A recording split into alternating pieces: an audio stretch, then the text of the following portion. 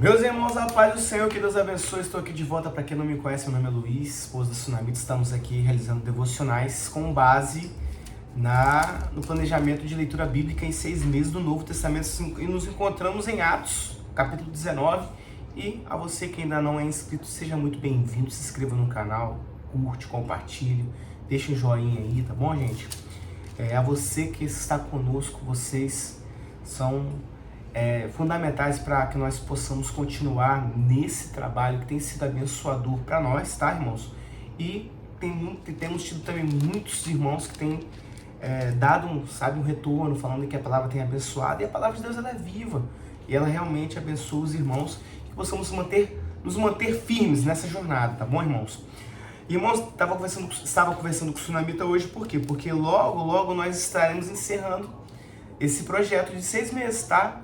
Nós temos aí praticamente mais 2 meses, nós já estamos já na metade do mês de abril.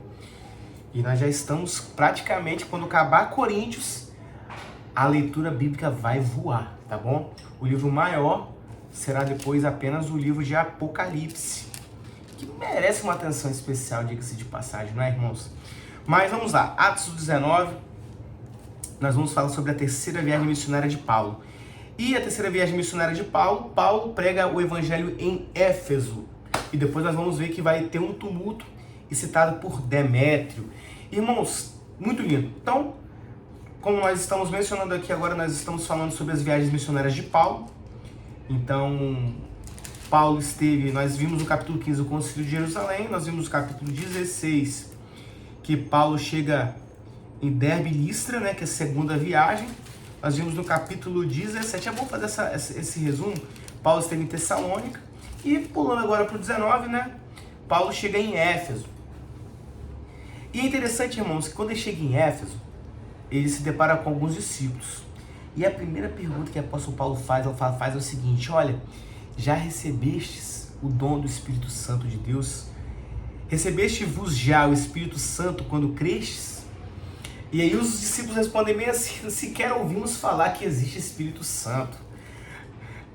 Aí o apóstolo Paulo pergunta: então vocês são batizados em qual batismo? Aí eles falam: batismo de João.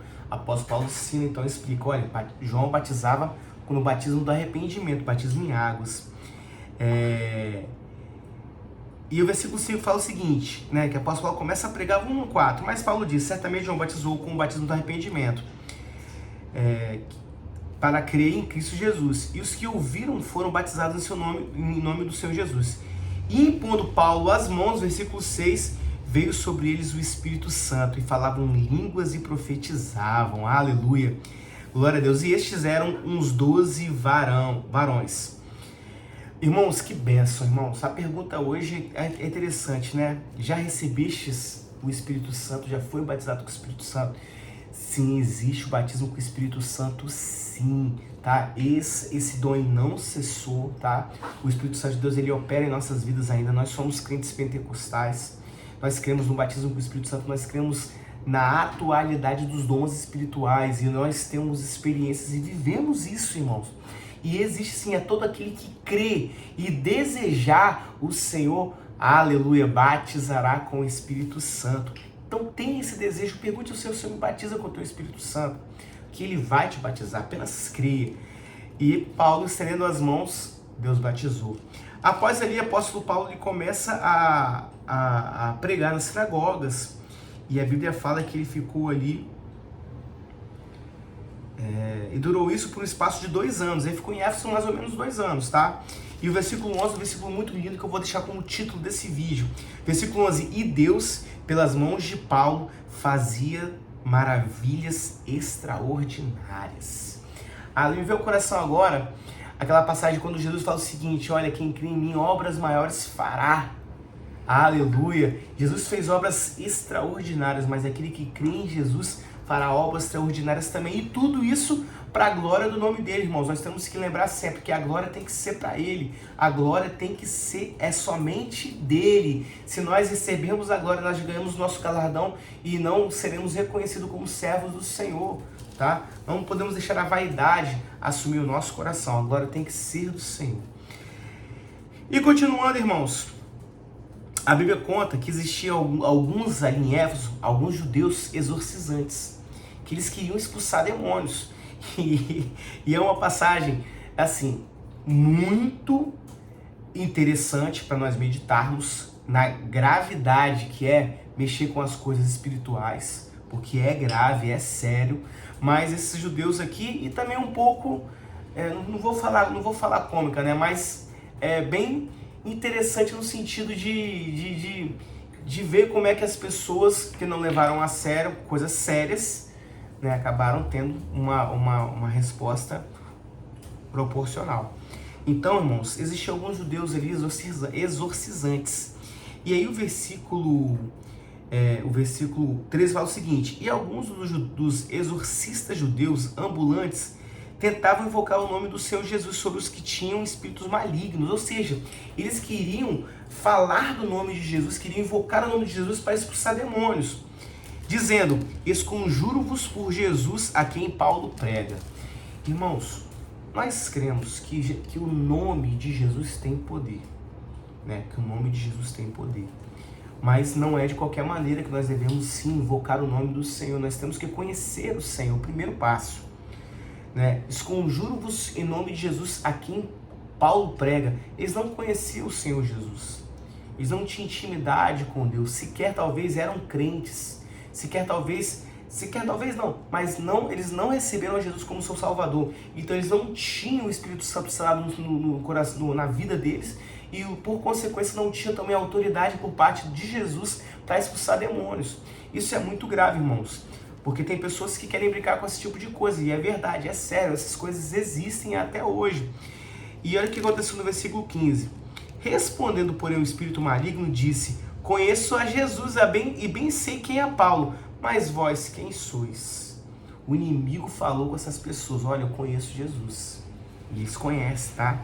Lá em Tiago nós vamos ver que dizes tu que é crente, pois os inimigos, os demônios também creem e estremecem. Os demônios creem mais em Jesus do que nós, irmãos, porque eles se estremecem.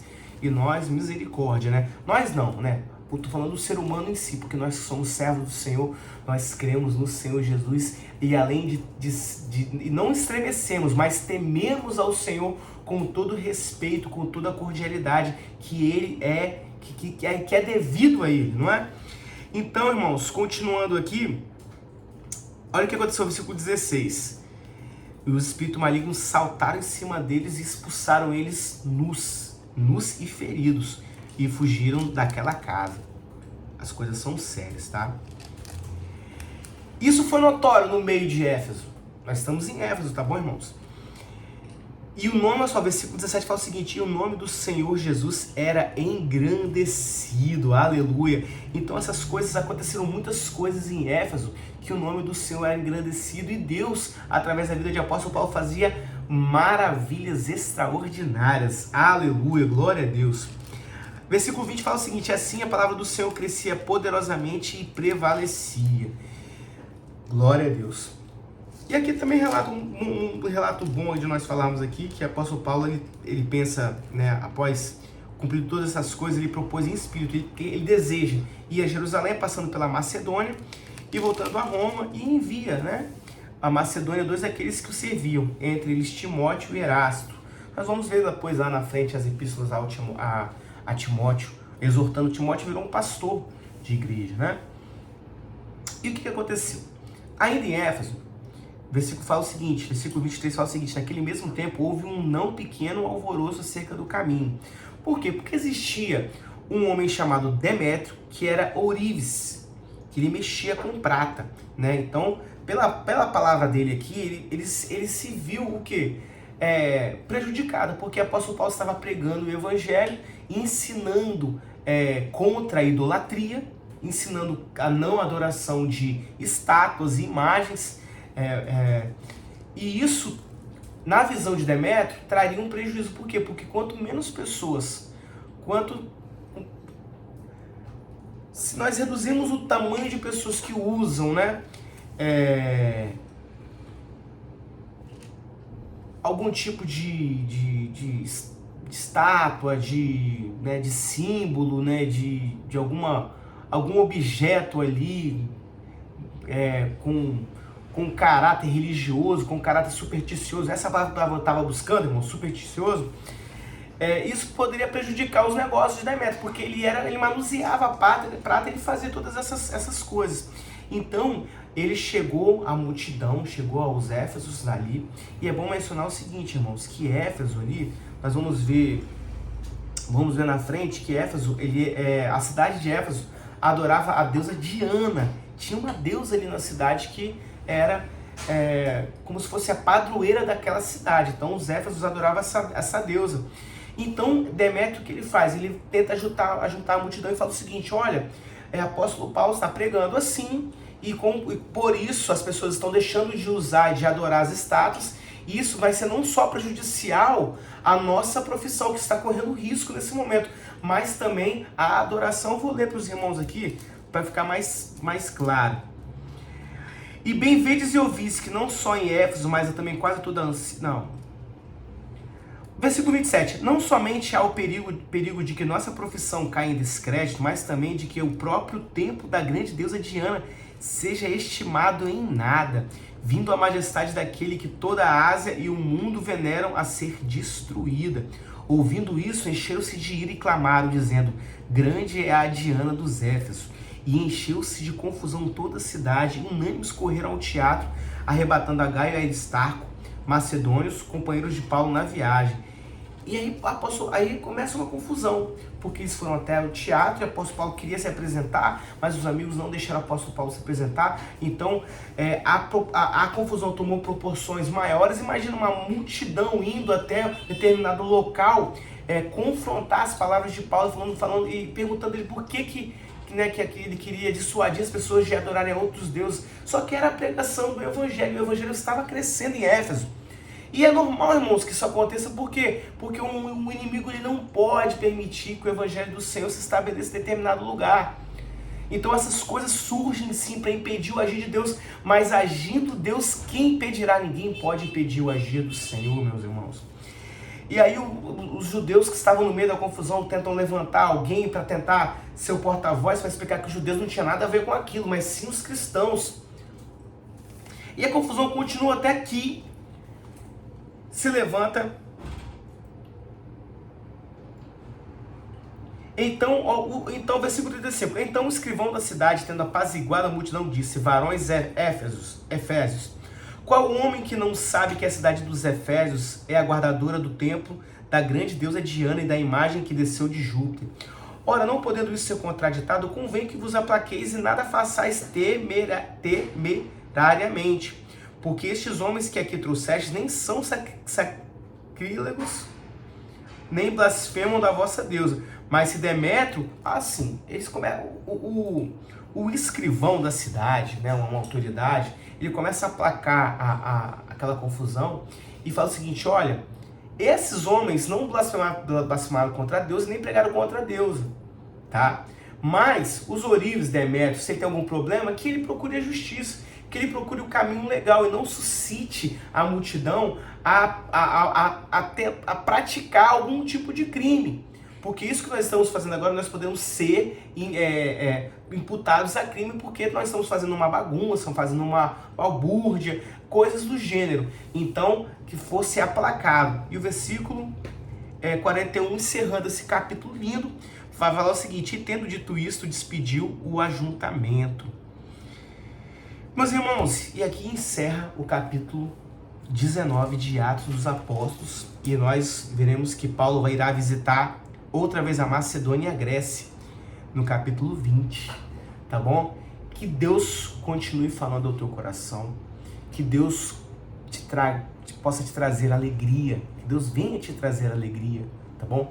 Que Deus, se for da vontade dele, que eu sei que é da vontade dele, que é promessa na palavra, e se você crer e tiver esperança, que ele venha te batizar com o Espírito Santo, mas que Deus te abençoe, meu irmão, na sua necessidade, conforme a soberania dele, tá? E que a paz do Senhor esteja convosco, e até amanhã para um próximo vídeo, tá bom, meus irmãos? Que Deus abençoe.